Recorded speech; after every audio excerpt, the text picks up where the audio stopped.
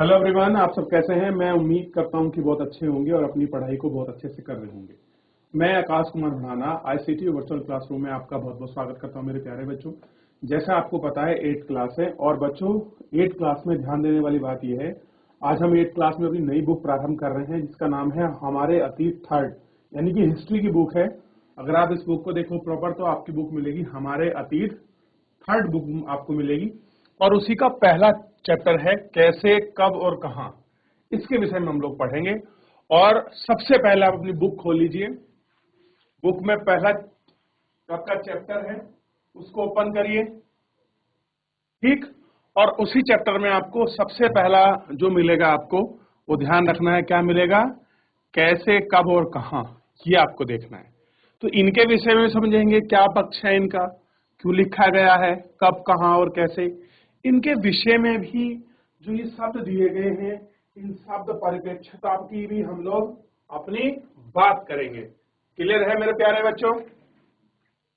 चलिए ध्यान दीजिए। सबसे पहले अब हमें एक चीज बताइए आप, इसमें पहली हेडिंग हमको दी गई है और पहली हेडिंग में साफ लिखा है तारीखें कितनी महत्वपूर्ण होती हैं, यानी कि जो डेट है, जो दिनांक है, वो कितनी महत्वपूर्ण होती है, ये आपको इस बात पर गौर करना होगा और आपको देखना होगा आखिरकार इतनी महत्व क्यों रखती हैं। एक वक्त था जब इतिहासकार तारीखों के जादू में ही खोए रहते थे, यानी कि एक समय था जब तारीख के ही जो जादू था उसमें खोए रहते थे। कब किस राजा की ताजपोशी हुई, तो कब का मतलब समझ आ गया, दिनांक से है कि कब किस राजा को ताजपोशी का मतलब है कब कौन व्यक्ति राजा बना है इसके विषय में। और कौन सा युद्ध हुआ, कौन से का मतलब शुरू हो गया। और इन्हीं तारीखों पर गर्मा गर्म बहस चलती रहती थी। और क्या था, इन्हीं के लिए जो भी आपके राइटर थे, विद्वान थे, आपस में लड़ते रहते थे, चर्चा परिचर्चा बहस जो थी चलती रहती थी। आम समझ के हिसाब से इतिहासकारों को तारीखों का पर्याप्त माना जाता था। आपने भी लोगों को यह कहते सुना होगा, इतिहास तो बहुत उपजाऊ है भाई, बस तारीखें रटते चलो। अब आप जब भी आप हिस्ट्री पढ़ते हैं तो आप बोलते हैं ना, तारीख तो यार इतिहास है बड़ा वैसे तंतु लगता है, अजीब सा है, अब इसमें डेट सन कैसे याद करें। ये अपने आप में एक बहुत बड़ा आपका क्वेश्चन है। तो हमारे माइंड में ऐसी संकल्पना चलती रहती है। क्या इतिहास का बाहर जो इतिहासकार हैं उनके जो वो लोग हैं उनकी भी क्या धारणा कुछ ऐसी ही है, कह रहे हैं क्या इतिहास इसके बारे में धारणा यही रखता है, जो इतिहासकार है क्या वो भी ऐसी कुछ आपका धारणा रखते हैं, विचार रखते हैं। क्लियर है, ये हमको देखना है। आइए आगे देखते हैं। आप कह रहे हैं कि इसमें कोई शक नहीं है कि इतिहास अलग अलग समय पर आने वाले बदलावों के बारे में होता है। आप कह रहे हैं जो इतिहास होता है अलग अलग समय पर जो भी आपके बदलाव आए हैं उन पर होता है। इसका संबंध इस बात से है कि अतीत में चीजें किस तरह की थी और उसमें क्या बदलाव आया। जैसे ही हम अतीत और वर्तमान की तुलना करते हैं तो हर समय जिनके जिक्र लगते हैं वो पहले और बाद में आने लगते हैं। अब कह रहे हैं कि जो हम चीजों को बात करते हैं जैसे पहले और बाद, इन सब की जो बातें हैं ये आती हैं, इन चीजों को हमें इसमें देखा जाता है। रोजमर्रा की जिंदगी में हम अपने आसपास की चीजों पर हमेशा ऐतिहासिक सवाल उठाते हैं। अब कह रहे हैं जो हमारे रोजमर्रा की जो आपकी चीजें हैं हम इन पर आपस में विचार करते हैं और उन पर क्या करते हैं, आपका सवाल उठाते हैं। देखिए ऐसा होता है कि नहीं होता है कि जो हमारे रोजमर्रा की जो आपकी चीजें हैं हम उन पर सवाल भी खड़े करते हैं और हम उनको एक एक करके आपका देखते भी हैं। क्लियर है, हम एक चीजों को स्वाभाविक मानकर चलते हैं कि जो भी है वो आपका स्वाभाविक है, ठीक है, यही मानकर हम लोग आपका आगे चलते हैं। मानो जो कुछ हम देख रहा है वह हमेशा से ही ऐसा ही रहा है, लेकिन हम सब यह कह सकते हैं हम सबके सामने कभी कभी अचंभे के क्षण, अचंभे का मतलब होता है जिसकी हमें उम्मीद नहीं की गई हो, ऐसा कुछ हमें देखने के लिए मिल जाए, हम उसको बोलते हैं अचंबा। क्लियर है, कई बार हम उत्सुक हो जाते हैं और ऐसे सवाल पूछते हैं जो वाकई ऐतिहासिक होते हैं और क्या हो जाते हैं, उत्सुक, मतलब चीजों को जानने के लिए। और क्या करते हैं, हम कुछ ऐसे सवाल पूछते हैं जो वाकई में ऐतिहासिक है। किसी व्यक्ति को सड़क किनारे चाय के घूंट भरते देखकर इस बात से हैरान हो सकते हैं कि चाय कॉफी पीने का चलन कब शुरू हुआ होगा। अब देखिए, हमारे सामने एक प्रश्न निकला। अब आप, सोचने वाली बात है, अगर मैं आपसे पूछूं कि हमारे यहाँ चाय कॉफी का चलन आपका कब से हुआ है, तो बताइए, कोई तारीख है हमारे पास निश्चित? चलिए, है कोई बच्चा बताएगा जिसे पता हो कि चाय कॉफी का चलन जो है अब कब से शुरू हुआ है? बताइए। दूसरे मुद्दों और दूसरे सवालों के बारे में भी लिखने लगे हैं। देखिए, वे इस बात पर ध्यान देते हैं कि लोग किस तरह अपनी रोजी रोटी चलाते हैं और वे क्या पैदा करते हैं, क्या खाते हैं, शहर कैसे बने, बाजार कैसे फैल रहे हैं और किस रियासत, जो आपकी बड़ी बड़ी रियासतें, वो कैसे बनी है, नए विचार पनपे हैं और संस्कृति समाज किस तरह बदल रहे हैं, इसमें पढ़ेंगे। फिलहाल आपका बहुत अच्छा लगा, आपने खड़े उठकर पढ़ा हुआ। अब कोई भी बच्चा, देखिए हमने बहुत सारी, अभी जो पूरा पढ़ा है लगभग 2 पेज हमने पढ़ लिए। अगर मैं आपसे आपका समरी पूछूं, यानी कि अगर आप इस चैप्टर को बहुत कम शब्दों में आप मेरे को अच्छे से आपका समझाना चाहेंगे, तो कौन बच्चा समझाएगा? देखिए, तो पूरा एक लंबा पैराग्राफ लिखा, पूरा हम उसको पढ़ रहे हैं, लेकिन अगर मैं आपसे पूछूं इसकी चैप्टर की आपका समरी क्या है अब तक जितना हमने पढ़ा है, बताना चाहेगा कोई बच्चा? माइक लेके, जैसा भी हो बताए, कम से कम कोशिश करें। कोई भी बच्चा जिसे लगता है कि सर ये है इसके बारे में और हमने ये चीज है, थोड़ा सा हम लोग इसको देख सकते हैं। 2-4 चीजें हैं इसमें इंपॉर्टेंट जिनके बारे में आप एक्सप्लेन कर सकते हैं। डरिए मत, कोई दिक्कत नहीं है, गलत है सही इसका फर्क नहीं पड़ता, लेकिन आप बताएं बस, इस बात का थोड़ा सा हमें ध्यान रखना है। बहुत बढ़िया। चलिए, देखिए, सिंपली आपने पूरे, धन्यवाद, आपने पूरे इसके चैप्टर का बताया। देखिए, सिंपल है, पहली हेडिंग हमको मिली है। ध्यान दे सभी बच्चे, ध्यान दीजिए। तारीखें कितनी महत्वपूर्ण होती है, ये हमारी हेडलाइन है। अब देखिए, तारीख बहुत ज्यादा आपकी महत्वपूर्ण है और बड़ी ही इनका एक रोल रहा है। अहम रोल क्या था, आप लोग पहले के इतिहास में देखोगे तो हर राजा के दरबार में 1-2 आपका इतिहासकार होते थे। उनका काम केवल यही था कि वो ये लिखें कि इतिहास का जो, जिस शासन प्रशासन में वो लोग काम कर रहे हैं किस राजा के यहाँ, वो राजा कब बना, उसने नई नीतियों को आपका लागू कब करा, उसकी मृत्यु कब हुई, उसकी लड़ाई कब हुई। पहले इतिहासकार यहीं तक आपका सीमित थे। एक स्टेप तो ये हुआ। दूसरा स्टेप हुआ कि हम इसमें कह रहे हैं तारीखें क्यों महत्वपूर्ण है। तो महत्वपूर्ण तो इसलिए है क्योंकि हमें पता चलता है कि कौन सा व्यक्ति कब आपका राजा बना, किस क्षेत्र का बना, कौन सी लड़ाई लड़ी, उसने क्या काम किए। तो तारीख तो इसलिए महत्वपूर्ण है। अब इसी तारीख पे एक दूसरा प्रश्न चिन्ह लगता है। अगर कोई ये पूछ लिया जाए कि भारत में चाय कॉफी कब प्रारंभ हुई, तो आप मुझे बताइए, इतिहास ये जानकारी नहीं दे सकता कि एक निश्चित डेट है कि इस तारीख को भारत में चाय कॉफी पीना शुरू हो गया। बताइए, कोई बता सकता है? नहीं बता सकता।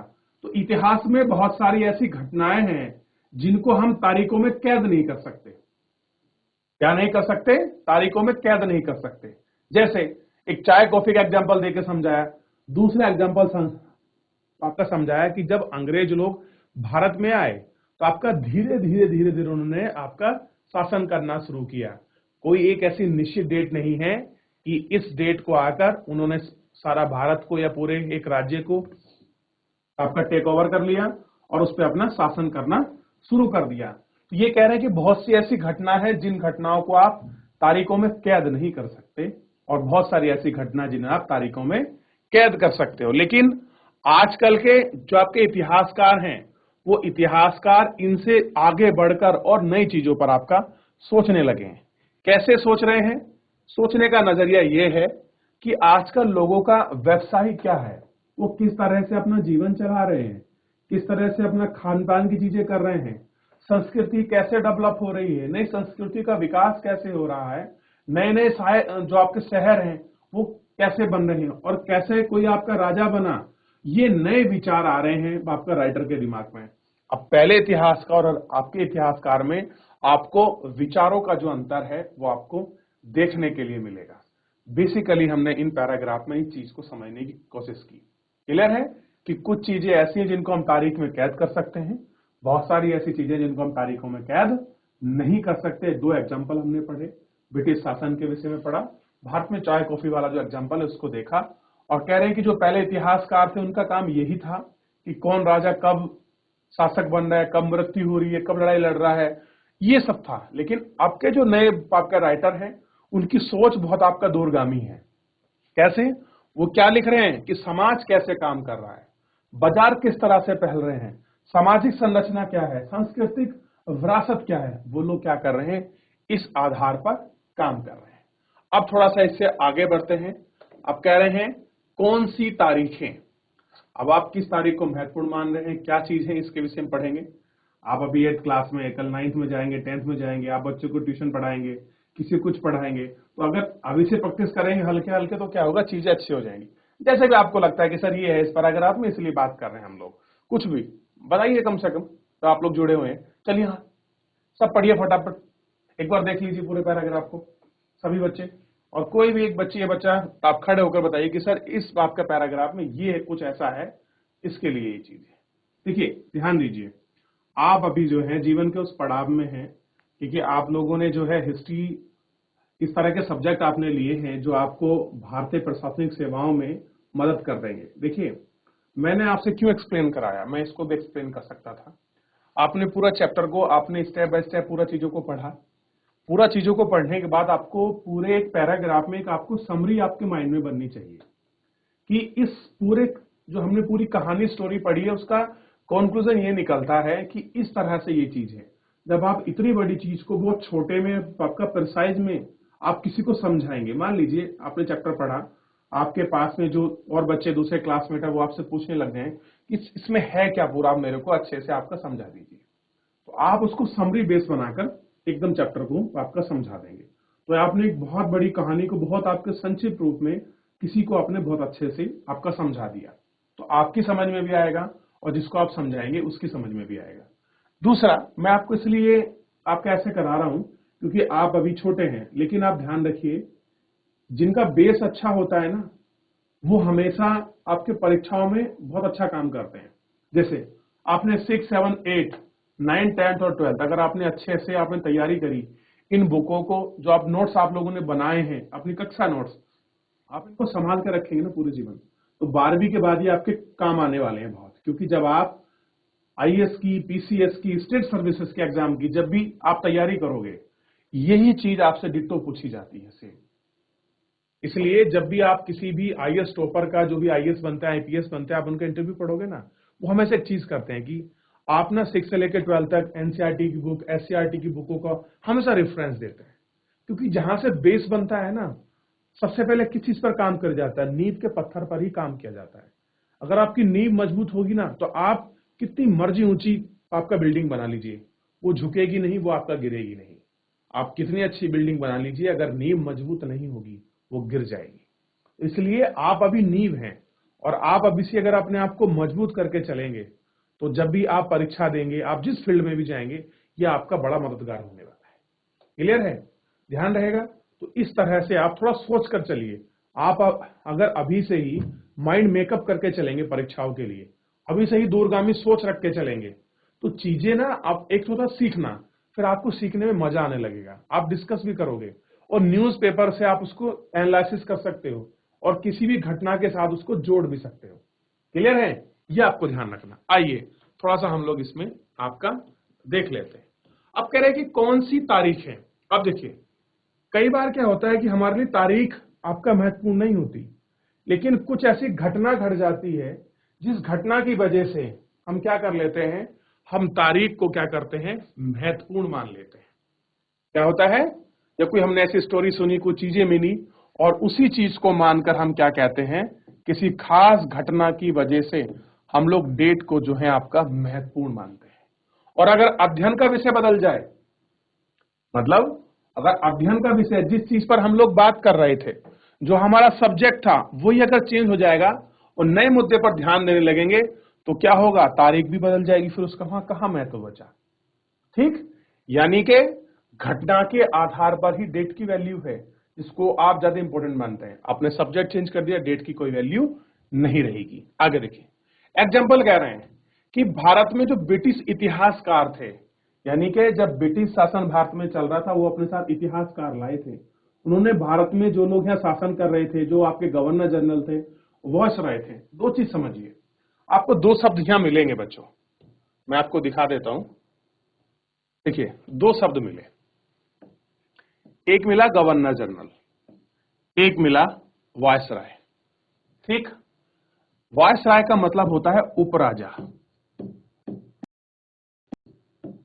क्या होता है मतलब? उपराजा। और गवर्नर जनरल को तो आप जानते ही हैं। देखिए, होता क्या है, भारतीय इतिहास में दो फ्रेज आपको मिलेंगे देखने के लिए। पहला फ्रेज मिलेगा जब 1857 की पहले जो आपकी क्रांति होती है उससे पहले का फ्रेज, एक बात का फ्रेज। तो जब तक 1857 की क्रांति नहीं हुई थी तो उस समय भारत का शासन गवर्नर जनरल के माध्यम से चलता था। किसके माध्यम से? गवर्नर जनरल के माध्यम से। और गवर्नर जनरल कहां बैठते थे उस समय? आपका तीन ही ऐसा था। आपका कहां थे? बंगाल में थे, आपका मद्रास में बैठते थे, उनकी प्रेसिडेंसी थी, और आपका मुंबई। ये तीन उनकी क्या थी? आपका प्रेसिडेंसी थी। लेकिन 1857 की जब आपका क्रांति होती है बहुत बड़े व्यापक रूप पर, तो ब्रिटिशरों को जो है अपनी नीति के बदलाव करने के लिए मजबूर कर देती है। और जो पूरा शासन एक आपका कंपनी चला रही थी, और उस कंपनी के जो गवर्नर जनरल थे उनके हाथ से शासन निकलकर पहुंच जाता है महारानी के हाथों में। और महारानी क्या करती है? एक अपना प्रतिनिधि नियुक्त करती है। उसी प्रतिनिधि को बोलते हैं वायसराय।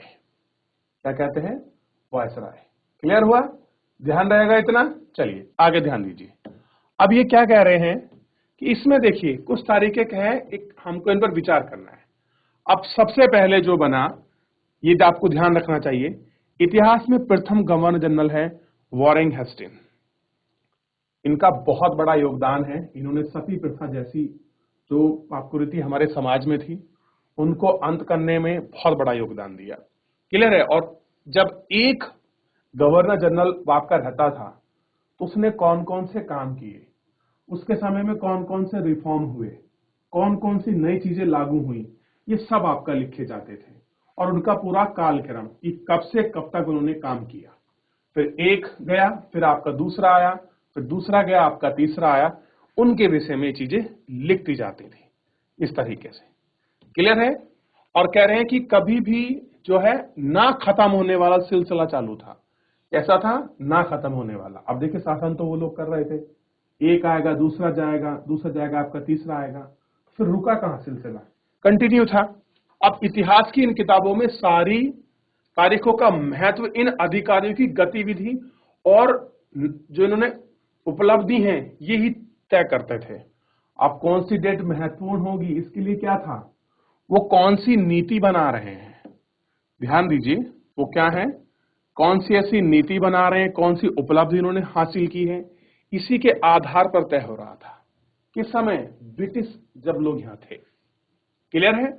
और मानो कि लोगों के जीवन में कोई बाहर ऐसी चीज नहीं थी जिसे जानना महत्वपूर्ण हो। तो सबसे क्या महत्वपूर्ण था उस समय? केवल इनकी नीति और उपलब्धि। इन्हीं लोगों के जीवन क्रम को ब्रिटिश भारत में इतिहास के अलग अलग अध्याय में हम पढ़ते हैं। ये कैसे रहे हैं, क्या उन्होंने काम किया है, और ये इस इतिहास का जो आपका फ्रेज है उसमें आपको पढ़ने को भी मिलेगा इन्हीं अध्याय को। अब देखिए, अब कह रहे हैं कि क्या हम इसी दौर के इतिहास को अलग ढंग से नहीं लिख सकते थे? अब कह रहे हैं क्या जरूरी था कि जैसे अब गवर्नर जनरल आए हैं, कह रहे हैं गवर्नर जनरल के इतिहास के चौखोटे में भारतीय समाज के विभिन्न समूह और वर्गों की गतिविधियों पर भी आपका किस तरह से ध्यान दे सकते थे। अब आप देख रहे थे भारत में भी आपका सामाजिक सुधार हो रहे थे, बहुत सारे समाज में बदलाव आ रहे थे। तो इस तरह से भी हम लोग आपका देख सकते थे। अब कह रहे हैं कि जब आपको इतिहास समझ नहीं आता या कोई भी चीज आपको समझ नहीं आती, आप क्या करते हैं? उसको टुकड़ों में आप बांट देते हैं, उसको स्टेप वाइज आप लोग क्या करते हैं? उसको डिवाइड करते हैं, फिर उसको पढ़ना प्रारंभ करते हैं। आप अगर कंपटीशन के दौर में पढ़ोगे तो आप इतिहास को कैसे देखोगे? प्राचीन हिस्ट्री, क्लियर है? फिर उसके बाद आपका मध्यकालीन, और मध्यकालीन के बाद आपका आधुनिक, और आधुनिक के भी दो फेज बना दिए हैं, एक आपका स्वतंत्रता के बाद की हिस्ट्री और एक स्वतंत्रता से पहले की, जिसको हम आधुनिक कहते हैं। इस आधार पर हम लोग आपका पढ़ेंगे, क्योंकि हम उनको टुकड़ों में आपका तोड़ लेते हैं। हम कहते हैं ना कि हम लोग एंशिएंट हिस्ट्री पढ़ रहे हैं, हम मिडावल हिस्ट्री पढ़ रहे हैं, हम लोग मॉडर्न इंडिया पढ़ रहे हैं। तो ये क्या है? इतिहास को तोड़कर समझने का प्रयास करते हैं। क्लियर है? और इसलिए तोड़ते हैं कि कोई भी चीज ऐसी नहीं है जिसमें हमें असमंजस लगे, यानी कि किसी भी तरह का कोई भी कंफ्यूजन होना नहीं चाहिए, इसलिए हम उनको तोड़कर पढ़ते हैं। क्लियर है? तो इस तरह से हमने सारी चीजों को पढ़ लिया, इनको देख लिया। फिलहाल जो है मेरे प्यारे बच्चों, समय समाप्त हो रहा है। आज के लिए इतना ही, मिलते हैं नेक्स्ट लेक्चर में। तब तक आप लोग इसको एक बार पढ़ लीजिए, रिवीजन कर लीजिए, कुछ आपका ढूंढ लीजिए। मिलते हैं नेक्स्ट लेक्चर में। धन्यवाद।